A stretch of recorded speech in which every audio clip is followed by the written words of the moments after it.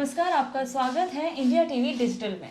आज हर जगह गहमा गहमी का माहौल है, गर्मजोशी का माहौल है, क्योंकि 4 राज्यों के चुनाव के नतीजे आने वाले हैं, जिसमें हमारे पास मध्य प्रदेश, राजस्थान, तेलंगाना और एक और राज्य यानी कि राजस्थान है।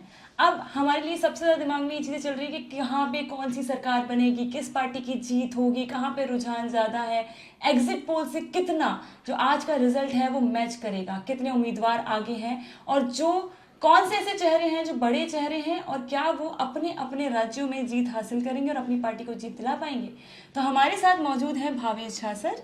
आज हम इनसे बात करेंगे इलेक्शंस के रिजल्ट के बारे में और आने वाले रुझान जो हमारे पास रुझान आ रहे हैं उसके मुताबिक रिजल्ट कितने कहाँ तक पहुंचेंगे और किस पार्टी की किस राज्य में कैसी जीत होगी। तो hello sir, welcome to India TV digital. सबसे पहले मैं यही जानना चाहूँगी सर, राजस्थान एक बहुत बड़ा राज्य है और काफ़ी ज़्यादा उम्मीदें हैं कांग्रेस को उस राज्य से। वहाँ राज्य में अशोक गहलोत की सरकार रही है, अशोक गहलोत ने काफ़ी अच्छा लास्ट टाइम प्रदर्शन किया, इसके बाद मुख्यमंत्री रहे। तो इस बार आपको क्या लगता है वहाँ से कौन जीतेगा, किस पार्टी की जीत होगी? देखिए, मेरा जो प्रेडिक्शन था कि वहाँ पे बहुत क्लोज फाइट है, लगभग 2% का ही वोट गैप दिख रहा था कांग्रेस और बीजेपी में। लेकिन हम मान के चल रहे हैं कि वहाँ पे कांग्रेस पास एडवांटेज है। उसकी बहुत काफ़ी सारी वजह है। एक तो वजह है जो सोशल सिक्योरिटीज जो अशोक गहलोत वहाँ पे लोगों को दे रहे थे, उससे महिला वोटर एक अट्रैक्ट हो रही थी कांग्रेस की तरफ। दूसरा, बीजेपी जो उम्मीद कर रही थी कि जो उनके लिए जो सोशल इक्वेशन जो ग्राउंड पे बनना चाहिए था, स्पेशली जो जाट, उनको लग रहा था कि जाट उनको वोट करेंगे, क्योंकि जाट का एक थोड़ा सा नाराजगी रहा अशोक गहलोत के लिए, तो अशोक गहलोत को वो वोट नहीं करेंगे। और गुज्जर को जिस तरह सचिन पायलट को सीएम नहीं बनाएगा, तो बीजेपी उम्मीद कर रही थी कि जाट और गुज्जर उनको वोट करेंगे। वो दिख नहीं रहा था ग्राउंड पे कि जाट गुज्जर उनको इन ब्लॉक वोट नहीं कर रहे थे, कहीं कहीं कैंडिडेट स्पेसिफिक जरूर वोट कर रहे थे। तो ये सब सारी चीजें थी। दूसरी बात ये था कि बीजेपी ने जिस तरह वसुंधरा को लेके एक शुरू में एक उपापो की स्थिति की, उन्होंने शुरू में वसुंधरा को बिल्कुल साइडलाइन करके चला, उसके बाद फिर उन्हीं के कहने पे बहुत सारे कैंडिडेट दिए गए।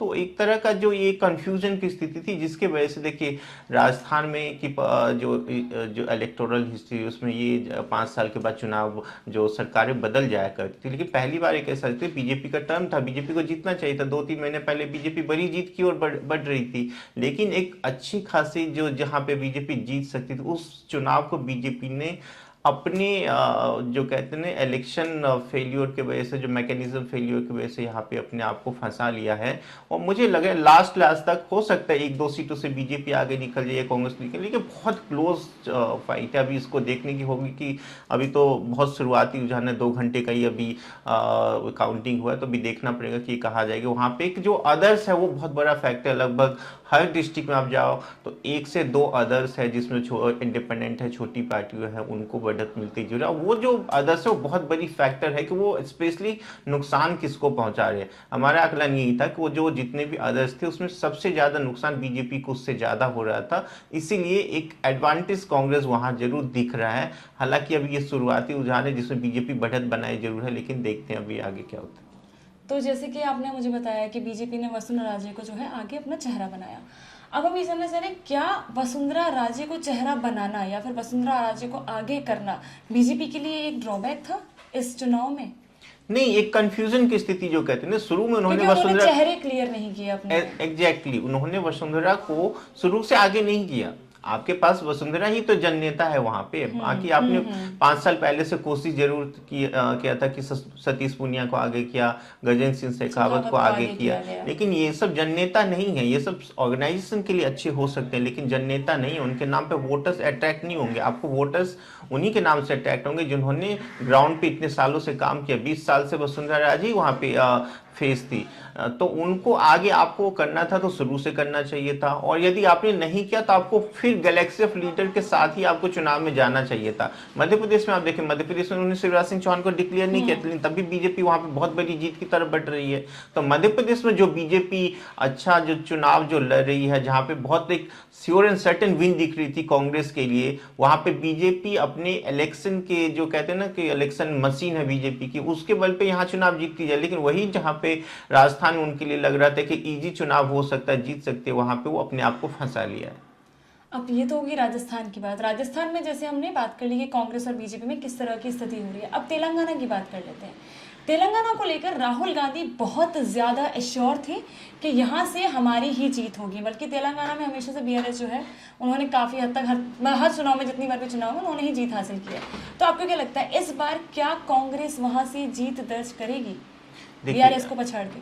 देखिए, तेलंगाना की जो स्थिति थी वहाँ पे, पूरे साउथ की पॉलिटिक्स, वहाँ पे 2 टर्म से ज़्यादा चुनाव कोई नहीं जीती। एक हाँ। बार पहले एक बार हुआ था, तो तीसरा टर्म था। वहाँ पे हम लोग जब ग्राउंड पे थे, हमारी टीम और मैं खुद भी था तेलंगाना में, तो वो देख रहा था वहाँ पे जो यूथ था उनके लिए एक ये था, बहुत ज़्यादा नाराज़गी नहीं थी केसीआर का सोशल जो सिक्योरिटीज है, जहाँ पे वो लाखों रुपए बांटते हैं लोगों को ऐसे ही, तो वहाँ पे कोई बहुत बड़ी नाराजगी नहीं, बहुत ज़्यादा एंटी इनकम्बेंसी भी नहीं थी। लेकिन कहते हैं कि लोगों में था कि नहीं, 2 टर्म दिया ना, बदल के देखते हैं। और दूसरा ये था कि लोगों में कहीं ना कहीं एक इस तरह का था कि तेलंगाना नया राज्य बनाने में कांग्रेस का भी योगदान था। कांग्रेस की गवर्नमेंट थी उस टाइम में सेंटर में, तो लोग ये मान के चल रहे थे कि अब 2 साल हो गए, दो टर्म हो गए, एक बार कांग्रेस को मौका देके देखते हैं। और उसी की जो बेनिफिट है कांग्रेस को मिला है, एक कहते हैं बाय डिफॉल्ट बेनिफिट कांग्रेस को मिला है। लेकिन इसकी स्क्रिप्ट जो है वो बीजेपी ने लिखी थी। वो बीजेपी के जो सबसे बड़े नेता थे बंदी संजय कुमार, जिसको एक ऑर्गेनाइजेशनल जो डिस्प्यूट के वजह से उनको हटाया गया। जो बंदी संजय कुमार थे वहाँ पे बहुत बड़े बड़े आंदोलन किए और उन्होंने एक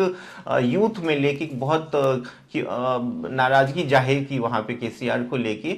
और बंदी संजय कुमार वहाँ पे बैकवर्ड क्लास के नेता होते हैं। वहाँ रेड्डी एक बहुत पावरफुल कम्युनिटी है, लेकिन उन्होंने पूरे बैकवर्ड क्लास को जगा दिया था और केसीआर के अगेंस्ट कर दिया था। लेकिन जैसे बीजेपी ने बंदी संजय कुमार को हटाया वहाँ से ऑर्गेनाइजेशन, बीजेपी लगभग अपने लिए चुनाव से बाहर हो गया और उसका डिफॉल्ट फायदा कांग्रेस को आज मिल रहा है। तो आप ये बोल रहे हैं कि डिफॉल्ट फायदा कांग्रेस को मिल रहा है तेलंगाना में, बीजेपी की स्क्रिप्ट थी। अब मध्य प्रदेश चुनावी अगर माहौल की बात करें तो उसके नज़रिए से बीजेपी और कांग्रेस दोनों के लिए बहुत ज़्यादा इंपॉर्टेंट, बहुत ही ज़्यादा अहम राज्य बन जाता है। यहाँ पे 230 सीटों पर वोटिंग हुई, जिसमें अगर हम रुझानों की बात करें तो बीजेपी 142 सीटों पर लीड कर रही है और कांग्रेस 86 सीटों पर है। वहीं अदर्स की अगर बात करें तो 2 सीटों पर है। अब यहाँ पे कमलनाथ और शिवराज सिंह चौहान, इन दोनों की अगर बात करें तो ये बड़े ही बहुत ही दिग्गज नेता हैं, बहुत ही पुराने नेता रहे हैं दोनों पार्टियों के। शिवराज सिंह चौहान ने 5 साल से बागडोर संभाल रखी है। तो आपको क्या लगता है कि यहाँ पे क्या शिवराज सिंह चौहान को पछाड़ कर कांग्रेस फिर से सरकार, मतलब क्या एक बार सरकार बनाने की कोशिश जो वो कर रही है बना पाएगी? नहीं, कांग्रेस के लिए तो कोई अब तो जैसे जिस तरह के रुझान रुझान है उसमें तो कोई कुछ बीजेपी बचा नहीं है कांग्रेस के है। लिए। देखिए, शुरू से ही मैं एक इकलौता था जो हम इंडिया टीवी और सीएनएक्स शुरुआत से कह रहे थे बीजेपी वहाँ पे भले क्लोज फाइट हो तब भी बीजेपी वहाँ पे सरकार बनाएगी। उसके बहुत सारी वजह थी। एक वजह ये थी कि बीजेपी भले ही वहाँ पे 18 साल से लगभग सत्ता में रही है, 20 साल में जिसमें कुछ महीने कमलनाथ गवर्नमेंट में थी, लेकिन वो 18 साल का जो कार्यकाल बीजेपी का रहा है और 18 महीने का जो कमलनाथ की सरकार, वो 18 महीने कमलनाथ की सरकार 18 साल के एंटी इनकम्बेंसी पे भारी थी। हम लोग इस चीज को देख रहे थे। दूसरी बात, 1 साल पहले जो शिवराज सिंह चौहान ने जो सोशल सिक्योरिटी स्कीम शुरू की, जिसमें उन्होंने महिलाओं को लेके जो एक कैश ट्रांसफर योजना थी जिसको लाडली बहना योजना कहते हैं, वो एक बहुत हिट साबित हुआ, एक गेम चेंजर था, जिसकी वजह से ग्राउंड पे हम लोग पा रहे थे लगभग 7-8% महिलाएं जो थी बीजेपी को पुरुषों से ज्यादा वोट कर रही थी, जिसका बीजेपी को अक्रॉस द अलग अलग रीजन में बीजेपी को फायदा दिख रहा है। कांग्रेस के लिए अच्छी बात यह थी कि कांग्रेस वहां जरूर 2-3 महीने पहले एक अच्छी स्थिति में थी, लेकिन कहते हैं ना कि जो गलती बीजेपी ने राजस्थान में किया वही गलती कांग्रेस ने वहां पे मध्य प्रदेश में की है। वहां पे कांग्रेस का कैंडिडेट सिलेक्शन अच्छा नहीं हुआ। दूसरी बात यह था कि शिवराज सिंह चौहान के खिलाफ कोई माहौल नहीं था। शिवराज सिंह चौहान ज्यादा दिन से चीफ मिनिस्टर जरूर थे, 18 साल से चीफ मिनिस्टर थे, लेकिन उनके खिलाफ कोई करप्शन का चार्ज नहीं है, उनके खिलाफ कोई इस तरह का भी नहीं है कि वो बहुत अनपॉपुलर लीडर है। तो कांग्रेस को वहां पे चाहिए था कि कैंडिडेट स्पेसिफिक चुनाव बनाया जाए और अच्छे कैंडिडेट देना चाहिए था, जो कांग्रेस ने राजस्थान में किया है। लेकिन मध्य प्रदेश में बीजेपी ने शुरुआती में उन्होंने बड़ा, आपने देखे हारे हुए सीटों पर उन्होंने अपने बड़े बड़े नेताओं को चुनाव होता। उदाहरण के लिए दिमनी सीट ले ली जहाँ पे नरेंद्र सिंह तोमर चुनाव लड़ रहे। नरेंद्र सिंह तोमर केंद्रीय मंत्री है और वो सीट बीजेपी पिछले 3 बार से चुनाव हार रही थी। दिमनी सीट में भी 2013 में बीएसपी जीती थी, 2018 में कांग्रेस जीती थी और जब 2020 में ज्योतिराज सिंधिया के साथ वहां के विधायक बीजेपी में आ गए तो उस बाई इलेक्शन में फिर से कांग्रेस जीत गई।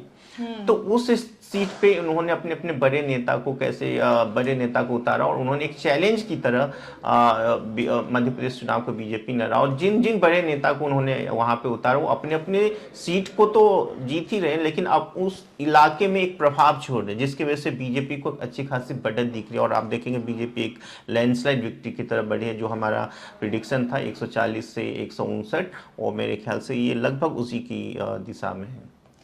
अब बात कर लेते हैं छत्तीसगढ़ की। छत्तीसगढ़ में जैसे कि बाकी राज्यों में बातें क्लियर हो चुकी है, पार्टियां क्लियर हो चुकी है, रुझान आ रहे हैं, जिसके बाद हमें रिजल्ट में ऑलमोस्ट तस्वीरें क्लियर होती नजर आ रही हैं। पर छत्तीसगढ़ में अभी भी नेक टू नेक चल रहा है। कांग्रेस को जहां 43 जो है सीटों पर लीड मिल रही है, वहीं बीजेपी को 46 सीटों पर, अदर्स 1 पर है।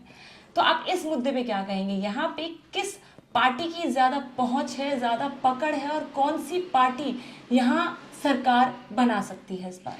देखिए छत्तीसगढ़ में आप ग्राउंड पे जाएंगे तो ऐसा कुछ भी बहुत बड़ी एंटी इनकम्बेंसी नहीं दिख रहा था भूपेश बघेल की। उसकी बहुत सारी वजह है। एक वजह ये है कि जो छत्तीसगढ़ राज्य है वहाँ पे लगभग 70% जो वहाँ की जनता है वो एग्रीकल्चर पर डिपेंड है और भूपेश बघेल की जितनी भी योजना थी, पॉलिसीज थी, वो एग्रीकल्चर फोकस थी। चाहे वो गोबर खरीदने वाला हो, चाहे किसानों को ऋण माफ़ी को लेके हो, बहुत सारी ऐसी योजना थी। और जो धान पे जो एमएसपी बढ़ाना था वो उन्होंने पिछली बार 2100 रुपया किया था, जो एक गेम चेंजर था।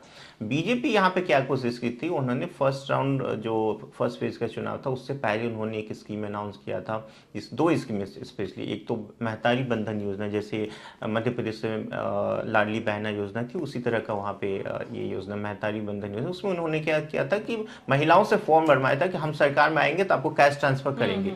दूसरी ये था कि कांग्रेस जो 2100 रुपये पर क्विंटल धान का दे रही थी, उसको बीजेपी ने कहा था कि हम 3100 रुपये पर क्विंटल एमएसपी देंगे। तो उससे किसान भी थोड़ा अट्रैक्ट हुए और वो फर्स्ट राउंड में, फर्स्ट फेज का जब चुनाव हुआ तो उसमें बीजेपी को बढ़त दिखी हुई। फर्स्ट फेज का चुनाव जहां जहां बीजेपी लगभग 50% सीट जीत चुकी थी वहां पे।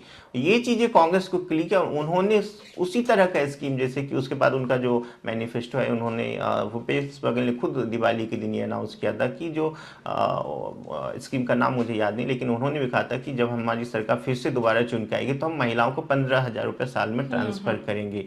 तो वहां से भी कांग्रेस के लिए एक रिकवरी हुई। और जैसे मैंने कहा ना कि भूपेश बघेल जिस कम्युनिटी से आते हैं, ओबीसी कम्युनिटी से आते हैं, 50% की आबादी लगभग ओबीसी वहां पे है। तो कांग्रेस के लिए एक स्टैब्लिश लीडर है, फेस है। बीजेपी के लिए फेस नहीं थी वहां पे, बीजेपी ने कोई फेस दिया भी नहीं था। रमन सिंह बड़े नेता रहे, 3 बार सीएम रहे, लेकिन उनको उन्होंने सीएम अनाउंस किया नहीं था, सीएम फेस बनाया नहीं था। तो बीजेपी के लिए दिक्कत ये थी कि उनके पास कोई फेस नहीं था। चुनाव हारती आ रही थी लगातार बीजेपी वहां पे, लेकिन कांग्रेस के लिए एडवांटेज था, उनके पास फेस था, बहुत ज्यादा एंटी इनकम्बेंसी नहीं था। लेकिन चूंकि छत्तीसगढ़ एक बहुत छोटा सा राज्य है और बीजेपी चूंकि शुरुआती में एडवांटेज उनको लीड मिल चुकी थी, इसलिए थोड़ा सा क्लोज दिख रहा है। लेकिन फाइनली मुझे लग रहा है कि कांग्रेस यहाँ पे आगे जरूर निकलेगी। मुझे, मेरे मन में और बाकी दर्शकों के मन में ये सवाल जरूर होगा कि हर बार बीजेपी अपना एक चेहरा अनाउंस करती है जिसके बेसिस पे जो माना जाता है या फिर जो भी कहा जाता है कि उसके बेसिस पे जीत हासिल होती है, जीत दर्ज की जाती है। इस बार बीजेपी की ऐसी क्या रणनीति रही, क्या था उनके दिमाग में कि उन्होंने अपने चेहरे अनाउंस नहीं किए बल्कि बाकी पार्टियों ने अपने चेहरे बताए, सामने रखे, आगे किया उनको? इस बार ऐसा क्यों कि बीजेपी ने किसी भी राज्य में अपना चेहरा आगे नहीं किया? नहीं, जनरली बीजेपी जहाँ पे अपोजिशन में रहती है अपना चेहरा अनाउंस नहीं करती जनरली। ये पर एक तस्वीर क्लियर होती है। हाँ, पर ये वो दिखता है। हाँ, सब पर ये जरूर होता है कि वो एक नेता जो एक एक्सेप्टेबल रहते हैं उनको जरूर आगे करती है। कुछ एक्सेप्शनल केस जरूर है, जैसे असम में 2016 में चुनाव हुआ था तो उन्होंने असम सर्बानंद सोनोवाल को सीएम कैंडिडेट किया था। उसके बाद दिल्ली में किरण बेदी को उन्होंने सीएम कैंडिडेट अनाउंस किया था। डॉक्टर हर्षवर्धन उन्होंने उनको भी सीएम कैंडिडेट अनाउंस किया था। तो कुछ वाकया जिसमें बीजेपी ने कैंडिडेट दिया था जरूर। लेकिन आज के डेट में एक इम्पॉर्टेंट बात है, जहां भी चुनाव हो रहा है वो एक व्यक्ति विशेष पे जरूर होता है। कहीं भी आप देख लीजिए, चाहे बीजेपी के पास सेंट्रल में जब लोकसभा का चुनाव होता है तो इसी का एडवांटेज होता है कि प्राइम मिनिस्टर मोदी उनके सामने कोई चेहरा टिक नहीं पाता।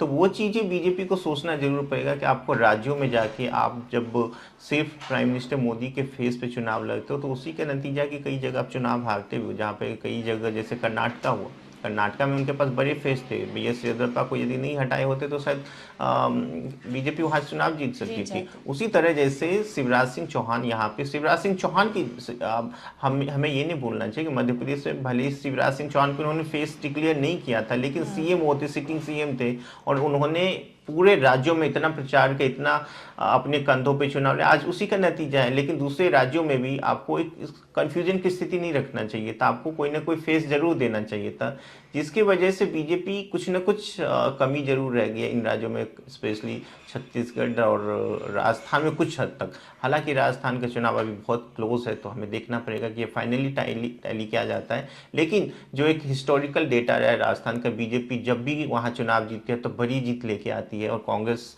जब भी जीते है तो बहुत 100 के आसपास रहती है।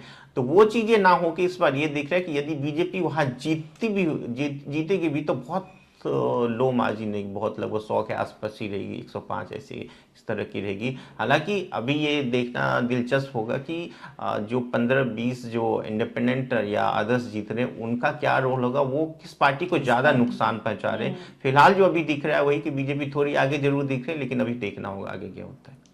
तो ये थी 4 राज्यों की बात, ये थी 4 उन राज्यों की बात जो आज अनाउंस होंगे कि वहाँ किसकी पार्टी बनने जा रही, किसकी सरकार बनने जा रही, कौन सी पार्टी जीतने जा रही है। हमारे साथ थे सर और इन्होंने सारी जानकारी दी, आप तक पहुँचाई कि किस तरीके से, कहाँ से कौन सा चेहरा है, कहाँ क्या चीज़ें क्लियर नहीं हुई, किस तरीके के रुझान आ रहे हैं, एग्जिट पोल में क्या था और आने वाले नतीजे क्या हो सकते हैं। तो यही सब जानकारी आपके साथ साझा करते रहेंगे जब तक कि रिजल्ट नहीं आता। जुड़े रहिए इंडिया TV डिजिटल के साथ।